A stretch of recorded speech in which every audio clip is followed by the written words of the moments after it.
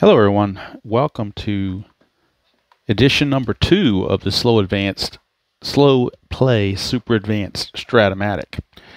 This time around I want to go back to 1986, Montreal Expos at the Houston Astros. This game was played May the 30th, 1986.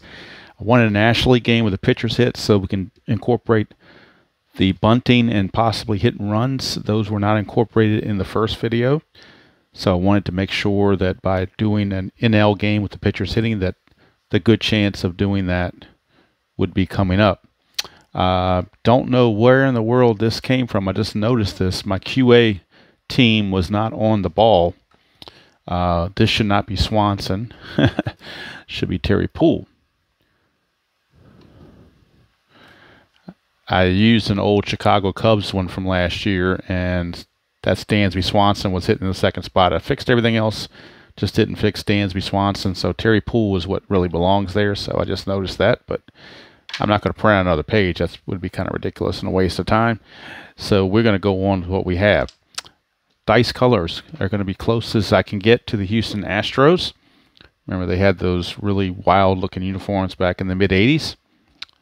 Pitching matchup for today's game, it will be Mike Scott for the Astros against Bryn Smith. In the actual game, if we look at the score sheet that I printed out, the actual game, the Expos won the game 1-0 over Houston on a two-hitter. You see now I do have the run ratings and the defensive ratings for all the players filled in. I also went in and added on the pitcher hold ratings for both pitcher and catcher combinations, which if you saw the first video, you know how that happens. You take the hold rating of the pitcher and the throwing arm of the catcher, put them together. They can't exceed a +5 and they can't get lower than a -5. And so when I did it this time around, Bryn Smith was a +2 for the Expos, and Mike Scott and the Astros are a +3. Bryn Smith's a 0 arm, but Fitzgerald's a +2. That's where the +2 is coming from. Mike Scott is a +1 arm. +1 hold. Bailey's a +2 throwing arm, which means we get a +3. Okay. So that's out of the way. All right. Do have rule book in front of me, and I've got the, the charts and whatnot. I'm going to, the last time I did the video, I was, by putting these charts in front of the, underneath where the phone is recording, it would cause it to get a little blurry, and I didn't catch that. So every inning, I'm going to stand up from where I'm sitting and look down through my phone to make sure that the focus is not blurry. So hopefully the quality of this video will be better as far as visually than the first one was, and hopefully the content will be better, or at least the same, if not better, than the first one was as well. All right. Astros and the Expos. I think we're ready to go. 1986. Mike Scott finishing up the warm-up tosses. Game played in the Astrodome, of course. And for ballpark effects under the Astrodome, there is no weather effect because we're indoors. So singles are 1 to 9 for both lefties and righties. Home runs are lefties 1 to 2, righties 1 to 5. So pitchers will have an advantage, unlike they did in Cincinnati in the first game I played where it was a bandbox. This is more pitcher friendly, to say the least. So Herm Winningham, for whatever reason, Tim Raines is on the bench. He is available. He just did not start in this game. So Herm Winningham is your batter. And I will go ahead and roll all three together just to make it easier, I guess. When somebody gets on base, then I'll roll the havoc roll separately. With the bases clear, I'll go ahead and roll all three together. All right, so Mike Scott, 5-4 against the left-handed hitting Winningham. 5-4, ground ball, third base X right off the bat. We got a third base defensive check. So we look at the third baseman for the Houston Astros. That is Denny Walling. He is a 2E18.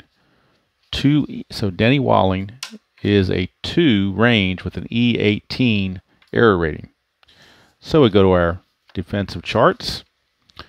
The range on a 2 defender, the range In order for it to be a hit, it has to be a 1 or a 2. Anything else with the bases empty is going to be an out, barring an error, of course.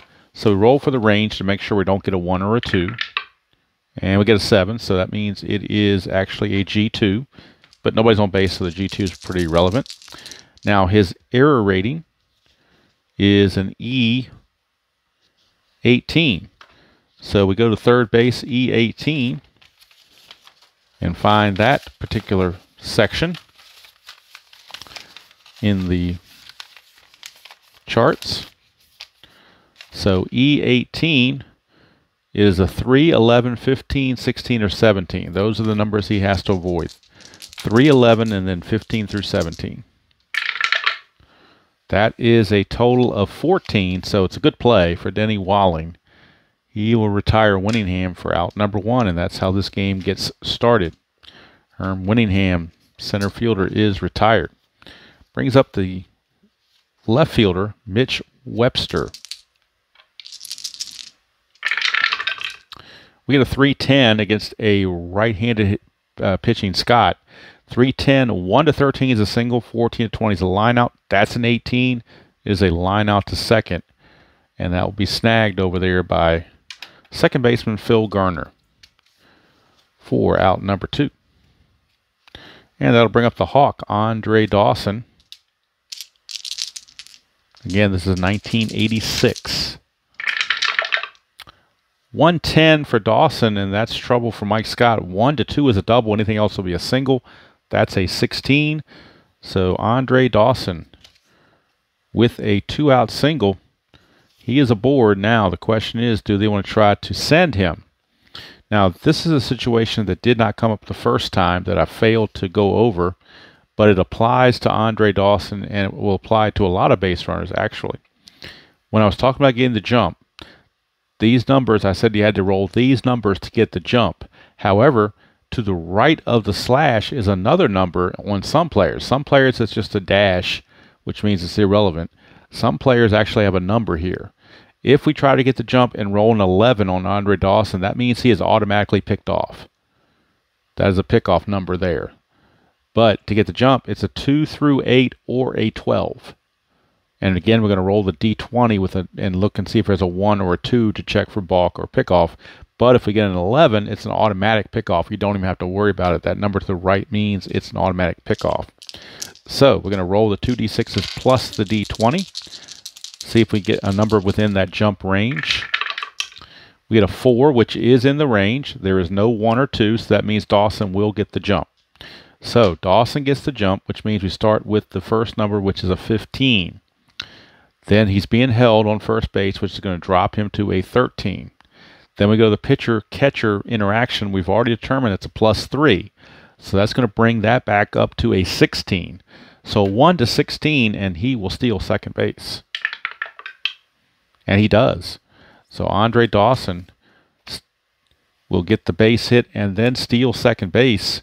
He is in scoring position with 2 outs. And a chance now for Tim Wallach. I'm sorry, for Hubie Brooks to try to drive him home. And now with a runner on, we will institute the havoc roll.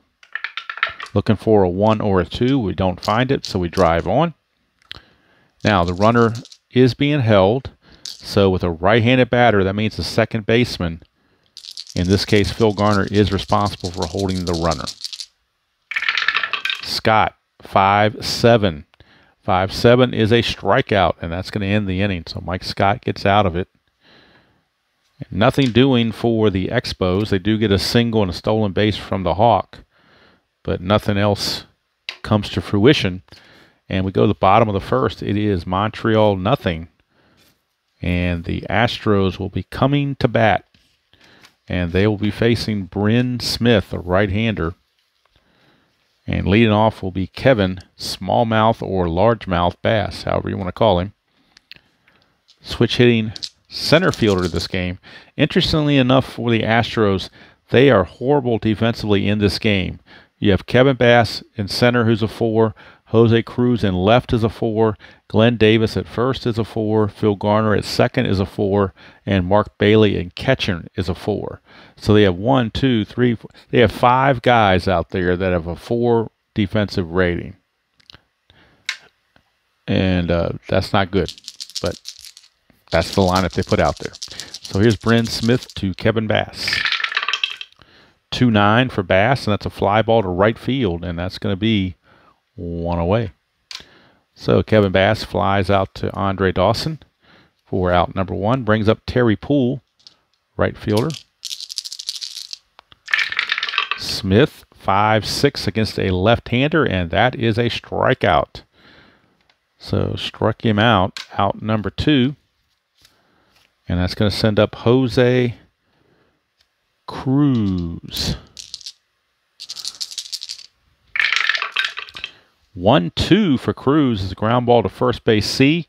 And my little thing that I picked up from the community is anytime you get an X chance at first or a C at first, it's first base to pitcher covering 3-1. I mean, that's just it's not any rule in the rule book. It's just a little homebrew to make it more interesting, to give you a little bit of variety of putouts rather than just the 3 unassisted all the time.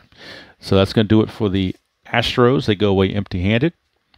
3 up and 3 down. At the end of 1, we got no score from the Dome. And again, the real score was 1-0 Montreal over the Expos. Only 5 hits in the game, period. All right, let me check my focus here. Looks like it's okay. I will try to give it a boost real quick and see if that helps. I just want to make sure there's not any blurries going on. Don't need that. Had that last time, and it was really hard to see sometimes. So hopefully this one will be more aesthetically pleasing. Here is Tim Wallach. Scott, 4-2 against a right-hander. 1-6 is a double. That's an 8, though. It's a fly to right field. So fly out to right field, and Mr. Poole makes the catch. 1 away for Tim Wallach, trying to go opposite field, but did not work. Here's the big cat, Andres Galarraga. Big cat, Andres Galarraga. And people have asked me before where to get the stadium pictures from. That's from Play.com, History Maker Baseball. Al Wilson on his Google Drive has all these out there. I believe it's, if you go to the Play website, plaay.com, and look under freebies, I think there's a link to reach these. Or if you go to Facebook under the Play group, I'm in search under stadiums or whatever, Al Wilson stadiums, you'll find it there, and you can download them, print them off on semi-gloss photo paper, and it just gives you a little more aesthetics rather than just a plain background. Here's the big cat, Scott, 5-7. 5-7 for Mike Scott against Galarraga is another strikeout. 2 down. Rolled a 2 on the D20, but nobody's on base, so it's irrelevant. And that brings up Vance Law. He is at second base in this game. 4-3, and that is a walk. So Mike Scott with a 2-out walk to Vance Law. He's not very good as far as getting to jump. He also can get picked off with a 9 or a 10. So they're going to go ahead and hold him where he is. The Astros will hold him on, but the Expos will not try to do any chicanery. And Mike Fitzgerald is your batter. Havoc roll first. No 1 or 2, so we drive on. Again, first baseman, he's being held, so that means first baseman and second baseman are responsible for holding the runner, not the shortstop, because of the right-handed hitter. 110 for Fitzgerald. That's a ballpark single check, and it's a 1-9 at the Astrodome. That's a 17. Normally, like I said, my house rule, I don't know if it's a house rule or what kind of rule it is. Normally, if it's a failed ballpark single, a right-handed hitter would line to short, lefty would line to second, but that's only for me when the result is a single down here. But when the result is an out other than one of those line outs, I stick with this out. So in this case, it's just a ground ball back to the pitcher. There was the 3rd out of the inning, so it doesn't matter anyway. And that's the end of the inning. It's just my little thing. Like I said, I don't remember. I don't think it's in the rule book anywhere. I think you're supposed to do the line outs, but I want more variety in my putouts rather than just having the same thing over and over and over. and being a game where you have 6 or 7 lineouts to second or short. I want a little more variety than that, so that's my little house rule thingy there, I guess you want to call it. So we go to the bottom of the second, and Denny Walling is your batter. He'll be followed by Glenn Davis and then Phil Garner. Bryn Smith, 1-8, and that is a single for Denny Walling. There's a little horseshoe omega symbol there, but that's only when it's a clutch situation, or as my friend Jeff Guterman likes to say, a clutch situation. But that's not the case because nobody's on base, and there are not 2 outs. So in this case, Denny Walling is going to reach on a leadoff single. He's a terrible base stealer. Doesn't run well at all. He stole 1 base on the season, got caught once. To get a jump, he needs a 3, but if you roll a 12, he gets picked off. And even if he gets the jump, he's only a 13. So it's just not a good idea. They're going to, in fact, the Expos are not even going to hold him on. So Glenn Davis is your batter. Nothing going on in the havoc roll. Here now is Glenn Davis. 210 for Davis, and that is a ballpark home run chance right here. 210 is a diamond shot ballpark home run. He needs a 1-5 in the Astrodome. That's a 2. That's good enough for him. Glenn Davis says, boom, boom, shoot for the moon, Alice. And it is gone. A 2-run shot as the cannon goes off in the dome. And the Astros take a 2-0 lead. Glenn Davis, a 2-run shot. Solid 210 result. Ballpark home run. He got the 2 on the D20. And that's all that counted. So 2-0 Astros. They've already exceeded what they scored in the real game, which was nothing. So it's 2-0. Here's Phil Garner. 6-2 for Bryn Smith is a strikeout. So he does come back and get a strikeout on the next batter for out number 1. Here is Mark Bailey. I may have to secure this a little better. It's kind of sticking up on me. All right, Mark Beetle Bailey. Not a very good hitter, but he's in there against Bryn Smith. 6-6, switch hitter batting left. 6-6, how about this? A 1-9 is a triple, 10-20 is a single. That is a 9. That would be a triple for Mark Beetle Bailey.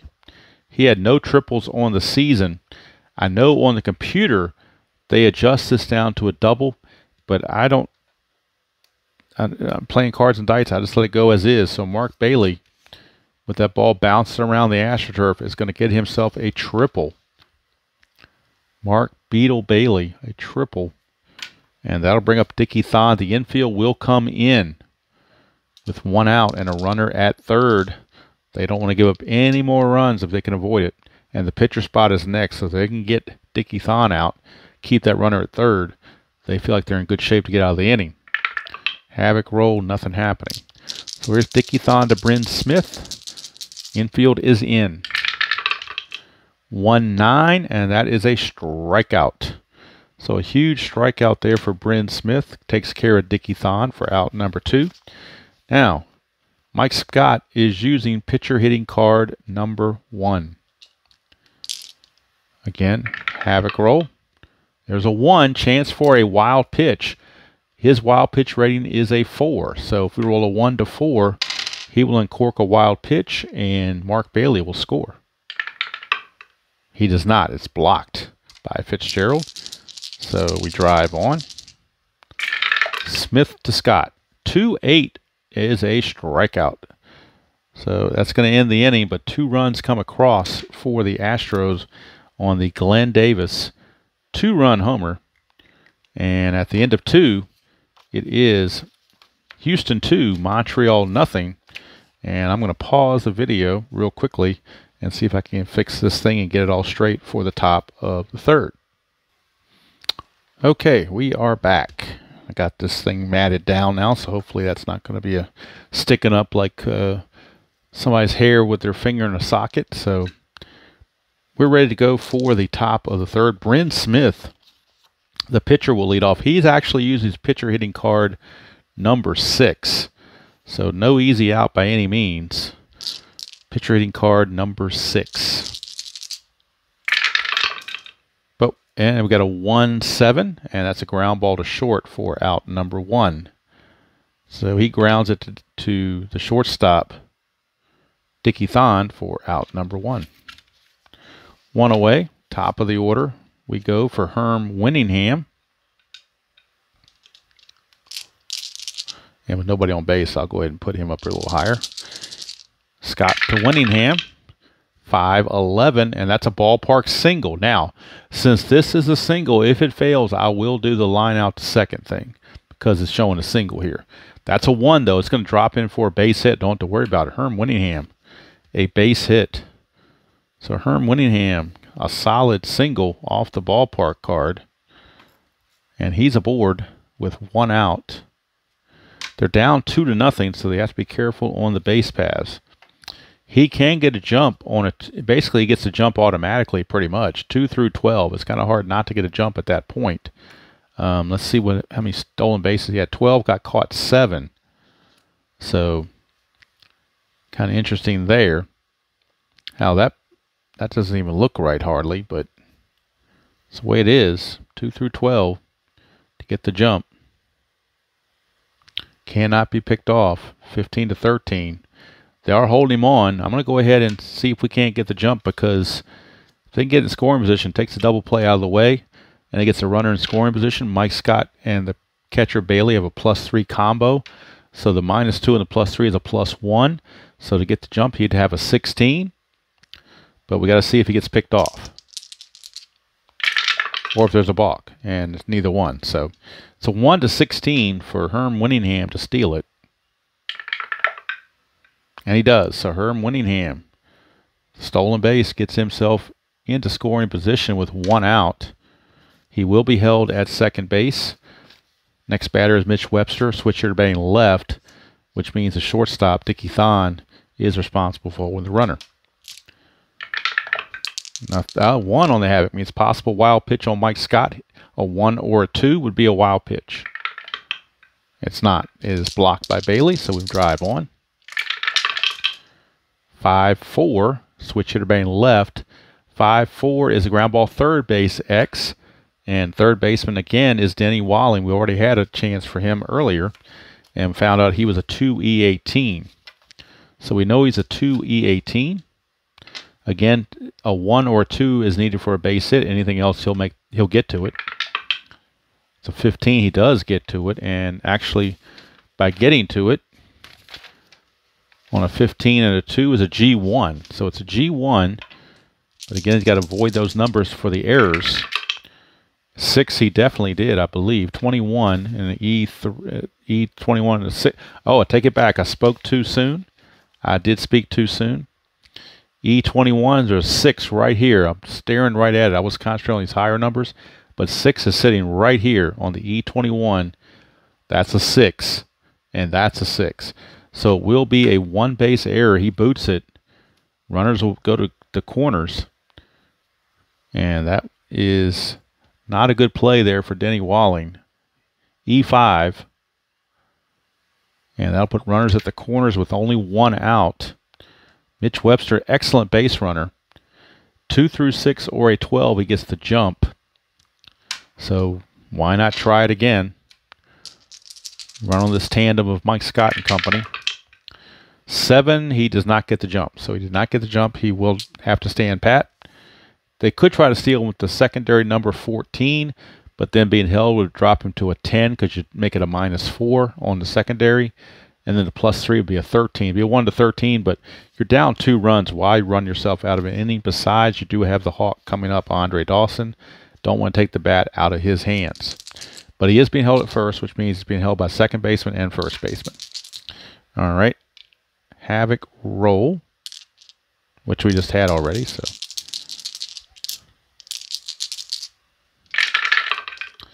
all right, we get a 3-8 for Andre Dawson, and that is a ground ball third base A. That is around the horn with the infield halfway around the horn. 5-4-3 double play, and that will end the inning. And Mike Scott gets out of the mess. pitcher's best friend for sure. 5-4-3 double play. That 3-8. Check it again on the replay. That 3-8 for Andre Dawson. 3-8 is a ground ball third base A. So that's going to do it for the Expos. They waste a golden opportunity. We go to the bottom of the third. Still 2-0 Stros. And that will bring up Kevin Smallmouth or Largemouth Bass to lead it off. Bass flew to right his first chance. We'll see what he can do against Bryn Smith in chance number 2. 5-12, switch hitter batting left. 5-12's fly ball to right. So second time he has flown to right field, and Mr. Dawson has put him away. One down, and here comes Terry Poole. Speaking of right field, Terry Poole, the right fielder, struck out his first chance. Smith, 3-7, and that is a single. Again, that Omega, but nobody's on base, so it's a solid single for Terry Poole. Now, let's see if he might think about trying to get a jump. He needs a 4 or a 6 to get the jump. 4, 5, or 6, rather. But a 12, he would be picked off. Do they want to try it? Why not? We'll try to be aggressive with some of these. Actually, you know what we're going to do just for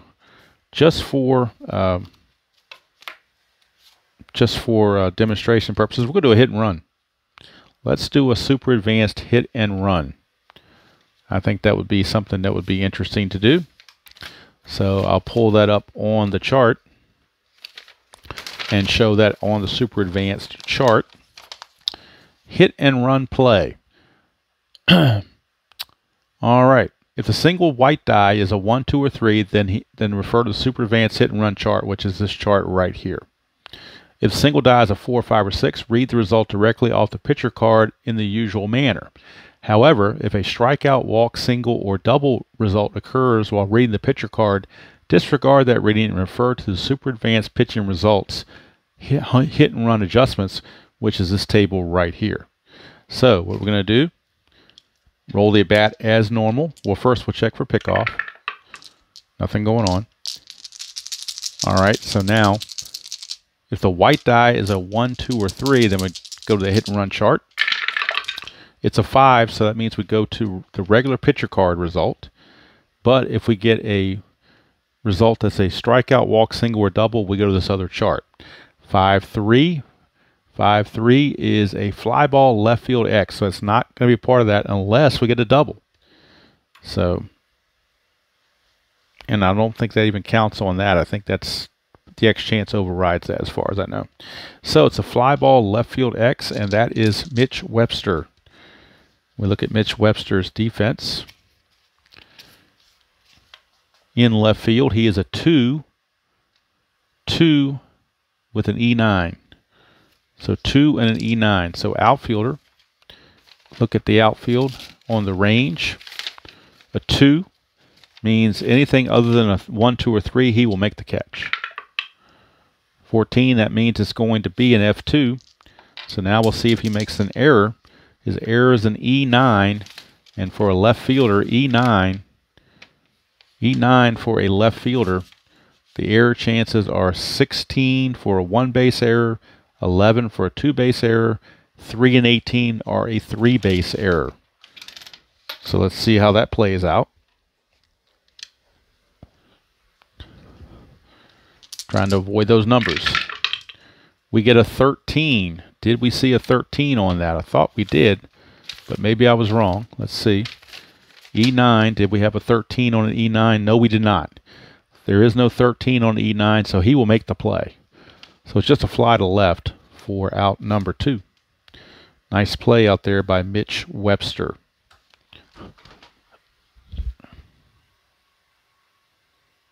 Fix that focus if I can, in case it got out of whack. All right, so 2 outs. And that will now send up Denny Walling.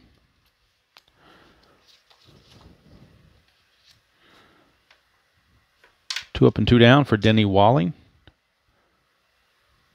I'm sorry, not 2 up and 2 down. Poole at first base, obviously, on the base hit. So, all right. Again, havoc roll. Nothing happening. Smith to Walling.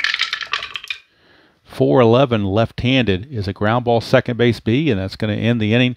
It's going to go to the 4-6 fielder's choice as Poole is out sliding into second base. 4-6 to end the inning. So nothing doing for Houston in the third. After 3 complete, it is still Houston 2 and Montreal nothing. Mike Scott back out. His fatigue is a 7. Brent Smith is a 6. So we're nowhere near either of those. Hubie Brooks will lead it off. He struck out his first chance. 1-5, and that's a home run. 1-3. Double 4-20. That's a 12. It'll be a leadoff double for Hubie Brooks as the Expos try to get something going again. A leadoff double. Brooks will be held, which with the right-handed hitting Wallach coming up, that means the second baseman, Phil Garner, is responsible for holding the runner. Havoc roll, nothing happening. Scott to Wallach. 3-6. That's a pop out to shortstop. Big out there to get as Dickie Thon puts it away, and of course, Hubie Brooks has to hold. So 1 down for the big cat, Andres Galarraga. And again, the second baseman still continues to do the holding. Nothing going on the Havoc. Scott 3-5, and that is a strikeout. So Mike Scott coming back after that leadoff double. He is 1 out away from getting out of it. And he's got to fight the law and see if make sure the law doesn't win. It is Vance Law. Nothing going on there. And here's Scott to Law. 6-8, and that's a strikeout. He did fight the law, and the law did not win. He struck him out to end the inning. The leadoff double comes to nothing else. The goose egg still on the board. We go to the bottom of the 4th, still 2-0 in favor of Houston. Mike Scott got himself into trouble, but got himself out of trouble in Mike Scott fashion with a pop-out and two straight strikeouts. Now we go to the bottom of the 4th, and leading off will be Glenn Davis. He had the 2-run homer in the second inning for the only runs of the game. 1-6, and he will get a walk. So this time, Brent Smith wants no part of Glenn Davis. Davis is not a good runner. They will not hold him on. So nobody is being responsible for holding him on because they're going to dare him to go anywhere. We'll do the Havoc, though. Nothing happening. So infield double play depth, looking to turn 2 like they did last previous inning. Oh, no, that was the Expos, my bad. All right, Smith. Maybe they want to turn the trick themselves then. 5-7. Ground ball second base X, but he's not being held on, so that means there's no effect because they were not holding Glenn Davis on. So the second baseman, Vance Law, keeps his entire fielding percentage chances. He is a 3 E6. Vance Law a 3 E6 at second base. So on a 3 on the range play for the infield. The infield, 3 on the range. 1, 2, 3, 4. 1 through 4 is going to get through. Anything else, he will get to it. It's a 7. So on a 7 and a 3, that is a G3 with a pound sign, but again, the runner's not being held on. So it is going to be runner advancement. The question is, will he make an error? And again, his error rating is an E6, which is pretty good for second baseman. So an E6, in order to be an error on an E6, it would have to be a 3, 16, or 18. Got to avoid those numbers. And he did. But it's going to be a G3, which is going to be runner to second. It's like a ground ball C pretty much, but I'll show it in the book, or on the chart, I should say. So we rolled a G3, right? We rolled a G3, and there was no error, and there was a runner at first. So we're going to runners at first. Infield normal, runner advance. So runner advances means the batter's out and the runner advances. That's where the out comes from. It will move the runner Davis to second base. And the out's going to go 4-3. And that'll bring up Bailey. Again, runner on second not being held. Nothing happening here. Here's Bailey. Tripled his first time up off of Bryn Smith's card. 2-4. This time he will strike out on his own for out number 2. Now you've got the interesting dilemma with the National League rules. The number 8 hitter is up with a runner in scoring position. You can walk him intentionally to face the pitcher, or if you think you can get him out, it'll force the pitcher to lead off next inning rather than having the leadoff man lead off next inning. And Dickie Thon struck out his first time up. It's only a 248 hitter, so they're going to gamble and pitch to Dickie Thon and try to make Mike Scott lead off the next inning. 4-11, and it's a good gamble. It ends up being a ground ball to short to end the inning. And that means Mike Scott will have to lead off the 5th, which is definitely advantageous for the Expos rather than having the leadoff man do the same thing. So we completed 4 complete, and it is still 2-0 in favor of the Stros. Mike Scott back out, and he'll be facing catcher Mike Fitzgerald, followed by the pitcher Bryn Smith, who is no slouch himself as a hitter, and then the top of the order Winningham. Scott 5-6. 5-6 is a strikeout. Of course, the dot is there, but he's not tired yet, so the strikeout will hold. 1 away, and that brings up the pitcher Bryn Smith, pitcher hitting card number 6. 6-5 is another strikeout. Mike Scott says, I don't care what your pitcher hitting card is, I'm going to strike you out anyway. That's 4 strikeouts in a row going back to the last inning for Mike Scott. He has 4 consecutive strikeouts, 6 strikeouts on the game. And here is Winningham. 6-12, and that is a walk. Again, I'm not doing injuries, so I'm not checking for injuries. I could. I don't think Mike Scott has an injury rating because he pitched so many innings. He's probably a 0, but I mean, I could do it that way if I wanted to, but all right. So Mitch Webster, the batter. Check Mike Scott. 1 is a chance for a wild pitch. He needs a 1 or a 2 to uncork a wild pitch. It is a 15. He's back in time. Here's Webster. The pitch to Webster. There are actually 2 outs. And Webster, 5-11. 5-11. Webster's a lefty batting, a switch hitter batting left-handed. 5-11 is a single opportunity. On single, it's 1-9. That's a 4. It is a single. And on the ballpark base hits, I'll show it in the book real quick. Ballpark singles, according to the rule book, is a 1 star, or 1 asteroid, as someone likes to say. So it's a 1 base advancement, puts runners at first and second with 2 outs. And again, the Expos threatened, but have not been able to push one across as Mike Scott's pitched around it. But now he's got to deal with the Hawk. Havoc roll and nothing happening. So Scott to Dawson. 3-11, and that's a ground ball, first base C. That's going to end the inning. Davis will field it, flip to Scott covering to end the inning. And once again, the Expos leave runners on base. So we go to the bottom of the 5th. Still 2-0 favor of Houston. And the Expos are leaving runners on base like it's going out of style. Bryn Smith back out. And he'll be facing the pitcher, Mike Scott, because remember they decided to pitch to Thon with first base open and 2 outs to get to Mike Scott. They took the chance they could get Thon, and it paid off. So now weak hitting Mike Scott will lead off. 6-3, but it's a ballpark single check. That's an 18, though, so it will be a line out to short. Since this is a single result, there's no out to go except for the line out to short. So ballpark check, and he lines out to short.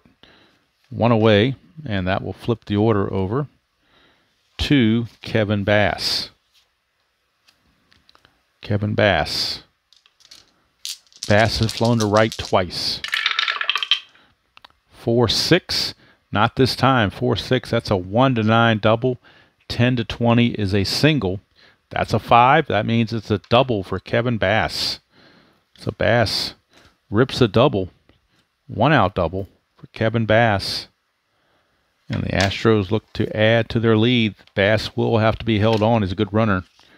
With Terry Poole a lefty, that means a shortstop. Hubie Brooks is responsible. 2 on the habit roll. That means it's a possible balk or a pass ball. To check and see, you roll the white die. If it's a 1, 2, or a 3, then we check the balk rating. 4, 5, or 6, we go to the catcher pass ball rating. It's a 3, so we're checking Bryn Smith's balk rating, which is a 3. So roll the D20. If it's a 1, 2, or 3, he will balk. He does not. So there's no balk. Keep going. Smith to Poole. 1-9, and that's a ground ball, second base C. So with the ball hit to the right side of the infield, plus the fact it's a C. Kind of a double thing that sends the runner to third base with now 2 outs for Jose Cruz. Astros would love to get that insurance run across, but it's up to Jose Cruz to do it. He's 0 for 2. Nothing on the havoc. Nobody holding anybody on now with the run at third. There is nobody responsible. Smith, 1-10 to Cruz. It's a ground ball to second, and again, Vance Law makes the play to end the inning. And the Astros strand the runner at third. At the end of 5 complete from the Dome, it is still 2-0 Houston. The 2-run homer from Glenn Davis has held up. And I didn't check the focus last inning, between innings, so I will check it now before we start the 6th to make sure that there is no blurries going on. Let's see about fixing that. All right. Not just the charts going across, but my hand going across could also make that happen. I don't know. It's hard to say. My crazy Android phone does a lot of things. All right, here is Hubie Brooks. He doubled his last time up. Scott, 4-6, and that's a strikeout. Mike Scott back to his strikeout ways, and that is now 7 strikeouts for Mike Scott on the evening. And that will bring up Tim Wallach, third baseman. Scott, 6-2, and that's a ballpark home run chance. It's for a right-hander, it's a 1-5. That's a 12, though, so it's a failed home run, and that will be a fly ball to left field for out number 2. He did have normal power, but it failed because you needed a 1-5, and that's only a 12. That's a 12. So unlike in Cincinnati, the Astrodome, cavernous, and that's where fly balls go to die. So there's 2 down now for Galarraga. Struck out twice. He's 0 for 2. 3-8, trying to avoid the hat trick. He does do that. It's a fly ball to right, but that's going to end the inning. So nothing going on there. We go to the bottom of the 6th. Bottom of the 6th we go. Still 2-0. Denny Walling, the batter.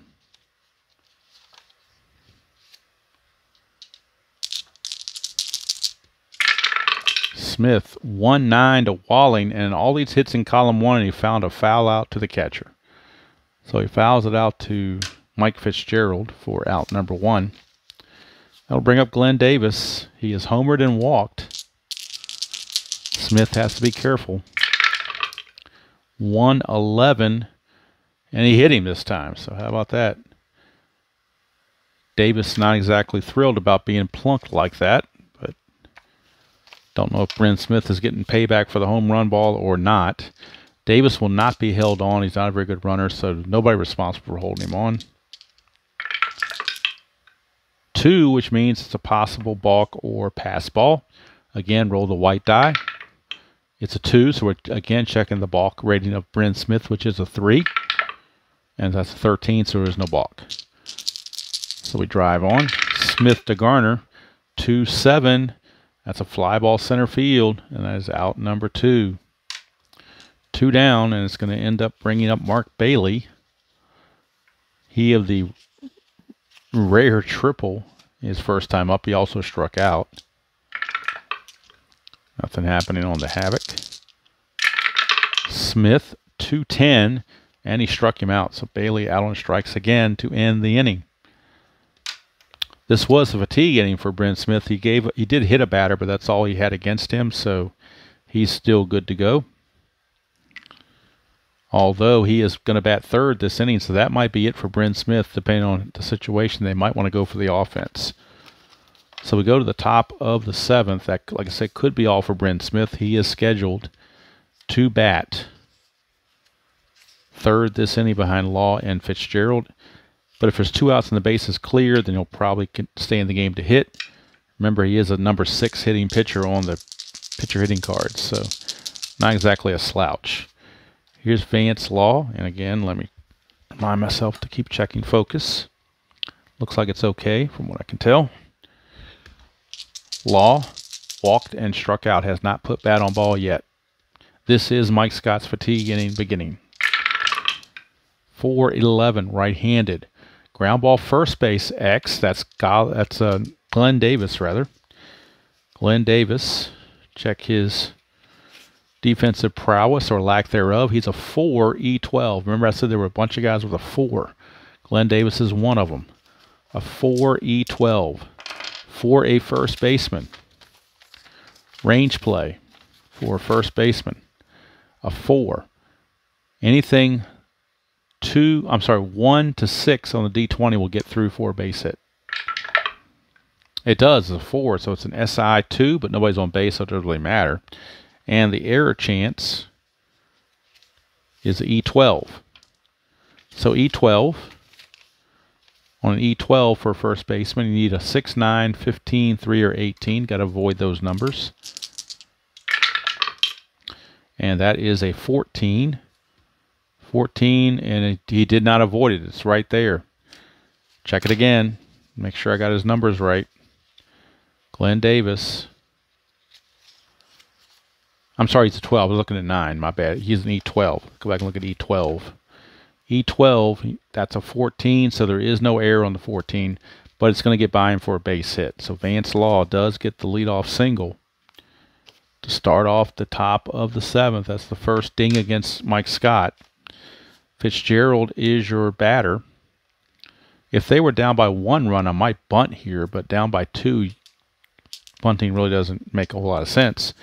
Vance Law, he's not going to go anywhere. They will hold him on, but he's not going to go anywhere. So Fitzgerald is your batter. Scott, 310, and that's a ballpark home run chance on the 310. Home runs 1 to 5. That's a 1. It is long and it is gone. Mike Fitzgerald, of all people. A 2-run home run off of Mike Scott.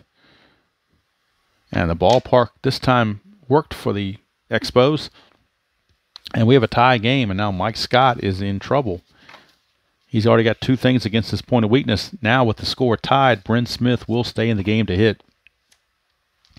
Now the score is tied. Scott, 5-7, and that is a strikeout. He's not tired. There's a dot there, but he's not tired yet. Although he's almost there, so he's not tired yet. 1 away. Bullpen activity for the Astros, by the way, and they do have right-handed pitcher Larry Anderson loosening in the pen in case Scott gets into trouble. Here's a Winningham. 5-11, and that's a ballpark single. That's a 3. It will be a single for Herm Winningham. And now Mike Scott is fatigued. So if we get dots anymore, he's gonna give up hits. Let's see what happens here. Mitch Webster is your batter. Webster is a B bunter, so in this case, well, there's already 1 out though, so I don't know if bunting would make a whole lot of sense. They're going to go ahead and let Webster swing away. Scott, 4-9, and that is a walk by Mike Scott. And he's really fallen apart. Andre Dawson is the batter, but Mike Scott will be lifted. Mike Scott will be lifted. He just lost it all of a sudden here in this inning. Here in the top of the 7th, he has lost it, and now Larry Anderson is coming on, the right-hander. But we will have a double switch because Mike Scott was going to bat second. So we will have a double switch, and we'll figure out who the double switch is going to be. And let's see here. Looks like it's going to be Bill Doran coming in to play second base for Phil Garner. So Bill Doran will bat in the number 9 position, playing second base. And this will now be the pitcher spot. Number 6 in the order will be the pitcher spot. So Doran will now actually hit second in the inning. And like I said, he will play second base. Bill Doran. And coming out of the game is Phil Scrap Iron Garner. He has been removed due to the double switch. So Doran has been inserted into second base, batting 9th. And the pitcher, Larry Anderson, will bat 6th. So let me update my score sheet for that. Doran is at second base. And defensively, he is a 1E19, very good at second base. All right, runners are at first and second with 1 out. And Andre Dawson is your batter. 2 are already in. We're tied at 2, but the Expos are looking to take the lead. Nothing on the havoc roll. Runner at second will be held, so that means second baseman, the new second baseman, as a matter of fact, Bill Doran, is responsible for holding the runner. Anderson, 1-7. Ground ball shortstop A with a plus sign, but nobody's being held. The infield's not in, and nobody's being held. So that's going to be a straight-out 6-4-3 double play. And Larry Anderson, with 1 pitch, gets out of the inning. And that will get Mike Scott off the hook. He cannot lose it or win it now. He is not the pitcher record any longer. Larry Anderson has taken over that position. And we go to the 7th inning stretch with the score tied at 2. And I will stretch myself real quick and look at Bryn Smith. He had 1 ding against him, so he's still okay as far as fatigue. It'll be Dickie Thon, number 8 hitter, followed by Bill Doran, and then Kevin Bass. So it looks like we got a little blurry thing there, so let's fix that. Alrighty. So Bryn Smith facing Dickie Thon to start the bottom of the 7th, tied at 2. 5-5, right-handed, ground ball shortstop X. That's Hubie Brooks. Brooks is a 3, E32. I'm not going to show the chart anymore because that just messes up the camera. I'll just explain what's happening. On a 3, needs a 1, 2, 3, or 4, or else he makes the play. It's got to be higher than 4, and it is, so it's a G1. And then he's an E32, which could be problematic for a shortstop. E32 shortstop. 3, actually not too bad. 3, 13, 15, 17, or 18. That is a 10, so that's going to be a good play for Hubie Brooks. So a little shaky in the field is Mr. Brooks, but he does make the play, 1 away. And that'll bring up the new second baseman, Bill Doran, for his first at bat. Bill Doran against Bryn Smith. 4-6.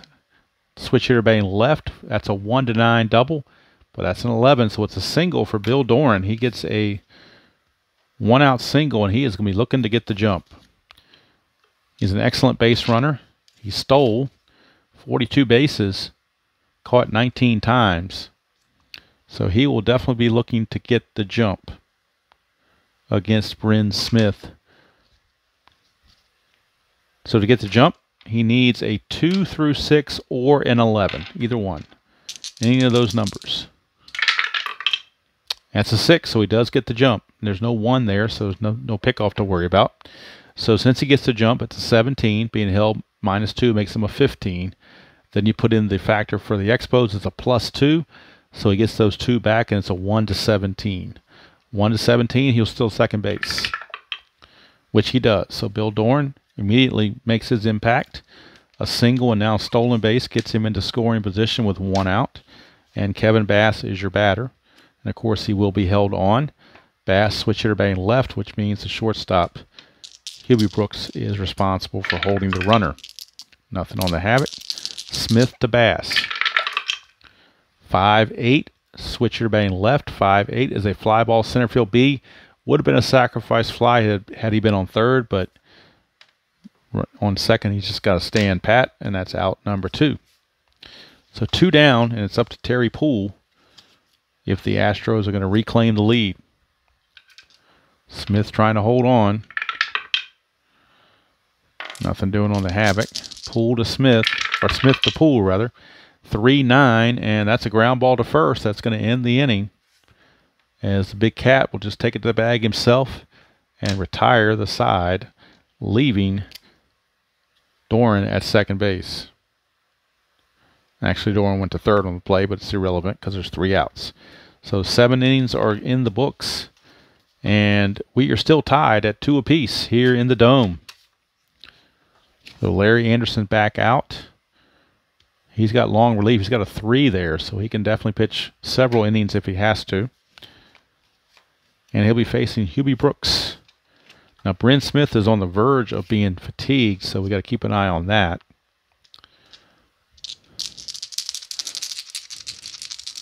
He has given up a hit batter and a single, so 2 more base runners and he would be fatigued. So got to keep an eye, make sure he doesn't get that way. Anderson to Brooks, 110, and that's a ballpark home run. That's a 1. Hubie Brooks has done it. He has put the Expos in the lead. And how about that? Ballpark effects or no ballpark effects, that 1 says this is gone. And Hubie Brooks has given the Expos a 3-2 lead as he takes that would-be Anderson curveball, deposits it in the left field stands. All Mr. Cruz could do is sit there and watch it. 1 away. Can't rob home runs. The wall's too high. And here's Tim Wallach.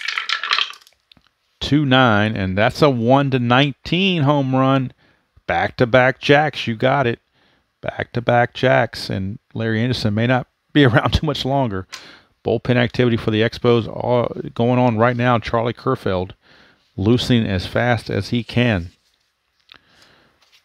Anderson's got to regroup, giving up 2 back-to-back jacks. Here's the Cat, 2-5, and he struck him out. So that's a modicum of a comeback. And the Big Cat's now got the hat trick, 3 strikeouts. Brings up Vance Law. Now, if they get to Bryn Smith's spot, they will pinch hit for him. 2-8, and that's a strikeout. So Larry Anderson trying to recover with back-to-back Ks, but the horse is already out of the barn with those 2 homers. Here is Fitzgerald. 1-2, and that's a walk to Fitzgerald. And now Larry Anderson running into problems, and now we are at the pitcher spot, so Bryn Smith will be removed for a pinch hitter. He gave him 7 solid innings, and he's in line to get the win. And now the Expos will have to go to the bench to see who they want to bring in to pinch hit. And they're going to bring in, with a righty on the mound, you would assume they bring in a left-hander. I think they want to save Reigns. They're going to bring in one of the guys with one of the best baseball names I've ever heard. Wayne Krenchicki. Love that name, Wayne Krenchicki. So Krenchicki will pinch hit for Bryn Smith with 2 outs. See what he can do against Larry Anderson. Nothing on the Havoc roll. 6-9, and that's a ground ball to second. It's an A, which means it would have been a 4-6-3 double play, but it's just a 4-6 fielder's choice to retire the side.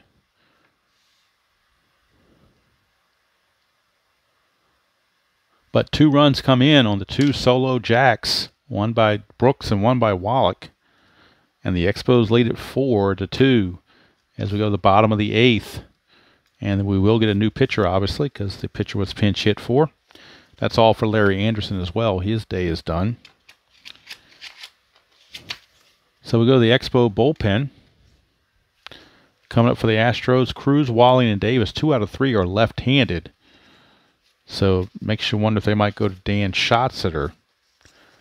They go to Dan Schatzeder, the left-hander. The only lefty in the bullpen for the Expos is Dan Schatzeder.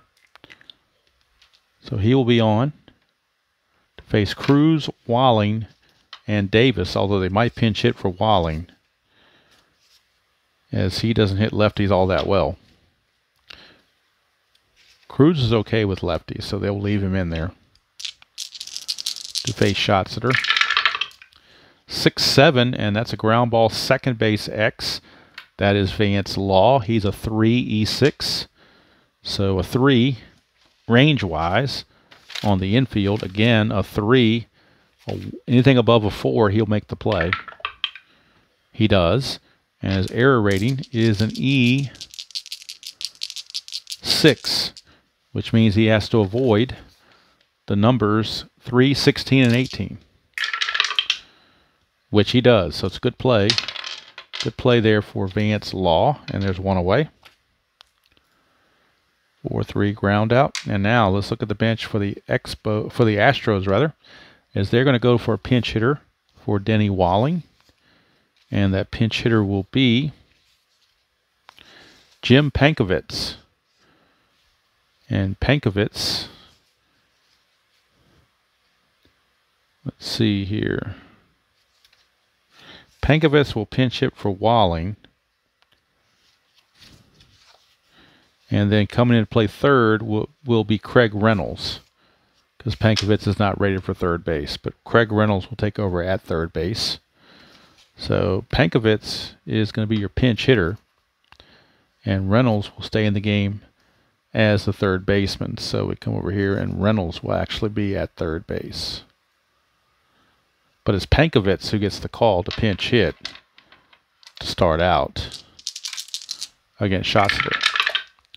2-6 for Pankovitz is a walk, so Pankovitz will draw the walk. He's not a good runner, so they will actually have Reynolds run for Pankovitz. So it's actually going to be Reynolds who actually is on the bases. So Reynolds is on, and he will be held. Glenn Davis is your batter. He is the tying run. He's already homered. He's homered, walked, and been hit by pitch.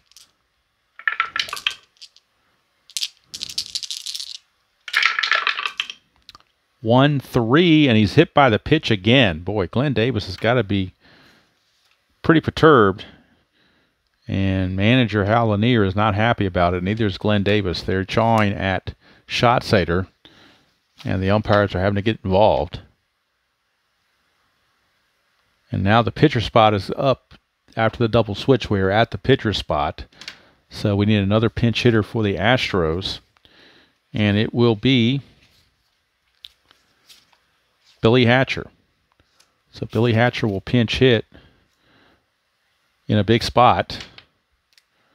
That will leave Walker and the backup catcher Ashby as the remaining bench players. That's going to be it for Schatzeder. Expos are not screwing around. They are going to depend on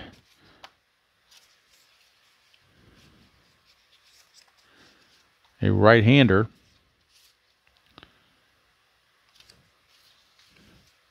And it's going to be Tim Burke, right-hander.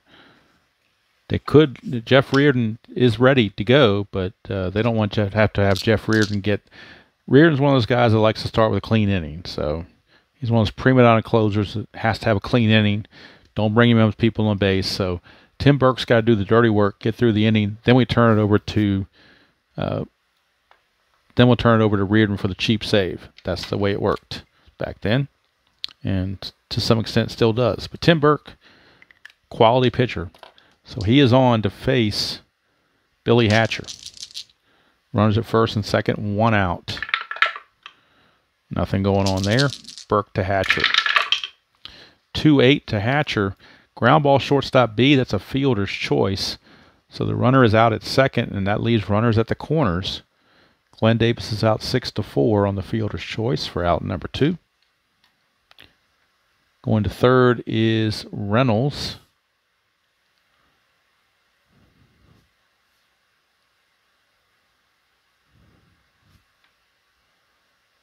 And that'll bring up the catcher, Mark Bailey. Mark Bailey is your batter. Terrible hitter at 176. Do they bring in Ashby? That's the question.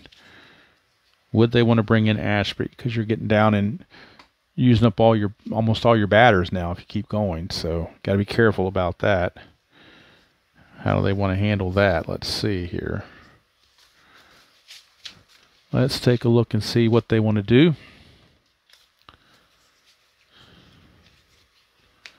You do have Tony Walker and you do have Alan Ashby. Ashby's a 257 hitter. Bailey is a 176 hitter. So yes, they will make that move. Alan Ashby, switch hitter. And he will be coming on. That's just going to leave Walker as the only bench player remaining. Ashby will take over at catcher. But they need offense. With runners on the corners and 2 outs, they need the offense to get it done. So Ashby. Ashby it is. Ashby it is. Make sure I didn't screw something up there. All right. So Ashby it is against Burke. Nothing happening there.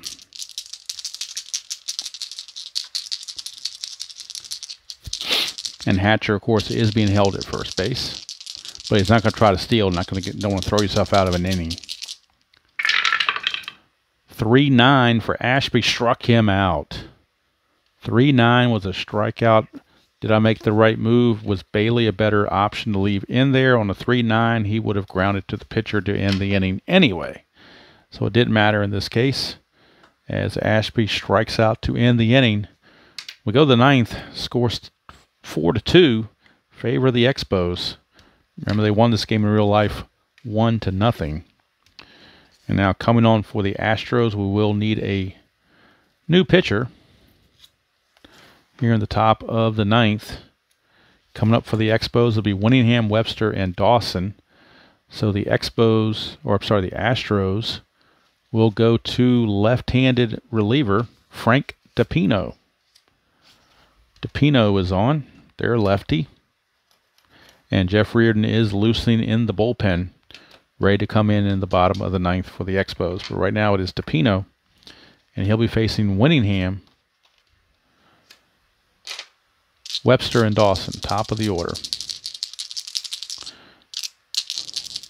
They're not going to pull Winningham because they love his defense.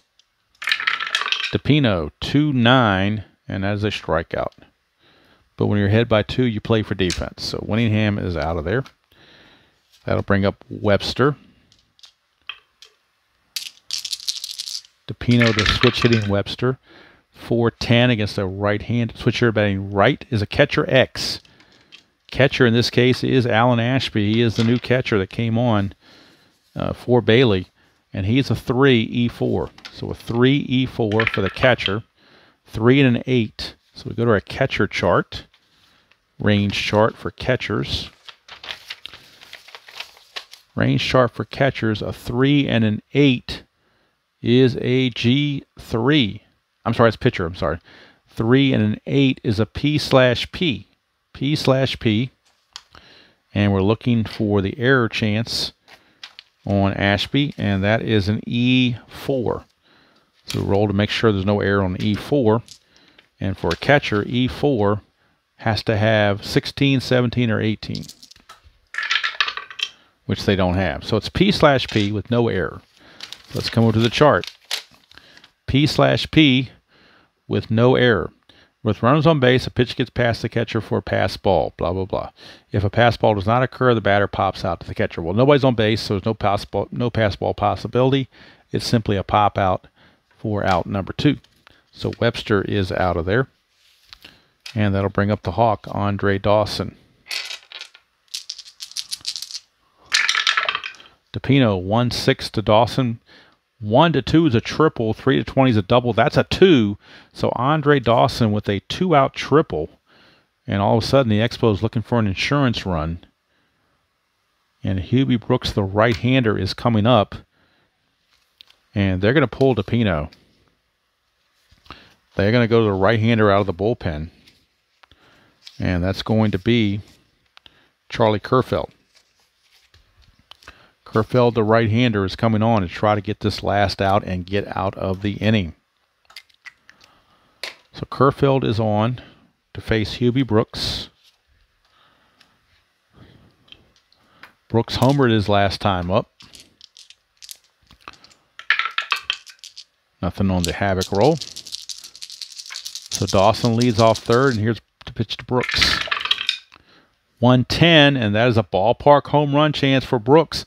But that's a 9. The ballpark home runs only go to 5.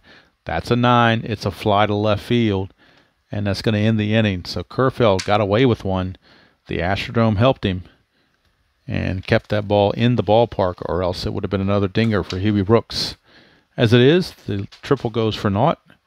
We go to the bottom of the 9th here at the Dome. Last chance for the Astros as they trail it 4-2. And coming in for the Expos to try to close the door will be Jeff Reardon. In 1986, Jeff Reardon had 35 saves. So Jeff Reardon is on. Reardon leaves Parrott and McGaffigan in the bullpen, where Smith and Solano are in the bullpen for the Astros, if we go extra innings by some chance. Reardon says we're not going to do that. He's going to retire the side and pretty much in order and not deal with it. So we have Dickie Thon, Bill Doran, and Kevin Bass. 8, 9, and 1 hitters in the lineup. The only guy on the bench is Tony Walker for the Astros. He's the only one left. Only pinch hitter left is Tony Walker. He hit .222, so not very. Now he's a good runner. If you need a pinch runner, he'd be available, but not going to be much offensively. Reardon 5-9 against a righty. It's a strikeout. So Reardon gets the start right away, striking out Dickie Thon. Brings up Bill Doran. Reardon 2 outs away from the save. 2-6 for Doran is a ground ball to second with a plus sign there, but the infield's not in or anything weird like that, so it's simply just a regular ground out. And the Astros are down to their final out. It is Kevin Bass. Kevin Bass is the last chance for the Astros. 3-7 for Bass. He's going to ground it to second once again. They fought the Law, and the Law won again as Vance Law makes the play to end the ball game. 1, 2, 3 go the Astros at the hands of Jeff Reardon, who earns the save. So I'll be right back with the totals and to wrap things up. Okay, welcome back. We got the totals for the Expos. 4 runs, 10 hits, no errors. For the Astros, 2 runs, 6 hits, and 1 error. Winning pitcher was Bryn Smith. He pitched 7 solid innings, so he is still the pitcher of record that gets credited for those 2 runs are to his favor. So that qualified him for the win. The loss went to Larry Anderson. He gave up those back-to-back homers in the 8th. And, of course, Jeff Reardon got the save. So a lot more activity with National League games as far as, pinch hitting, double switching, all that good stuff. Didn't do the sacrifice bunt. Really never came up for me to do it. Did do the hit and run. A lot of things we still haven't gotten to yet, like the fly ball B question marks and things like that. What I plan on doing is a separate video, and I may do it live. I may do a live stream, a Q&A of just everything you want to know about Strat Super Advanced and we're afraid to ask. And I'll just have the rule book with me, and it's 2 teams in front of me, and we'll set up scenarios for whatever you have a question on, and we'll just kind of walk through it. No accoutrements. We'll just have the rule book and the cards and go through the process of whatever the rule is you're asking about. But anyway, and as far as this goes, hopefully this turned out okay. We shall see when I upload it.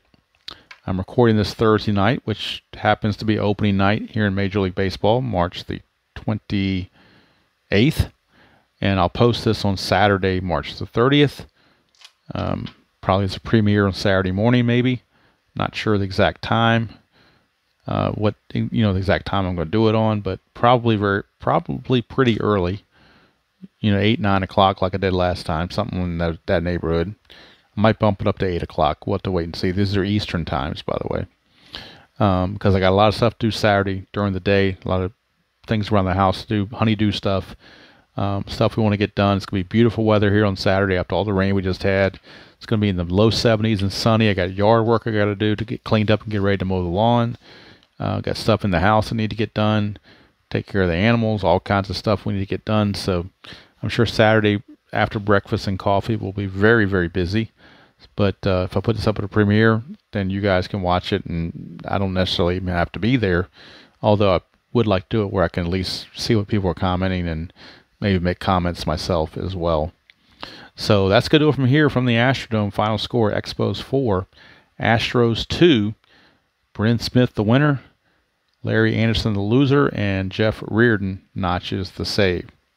Until next time, enjoy playing whatever game you choose to play, however you choose to play it, and I will see you all down the road.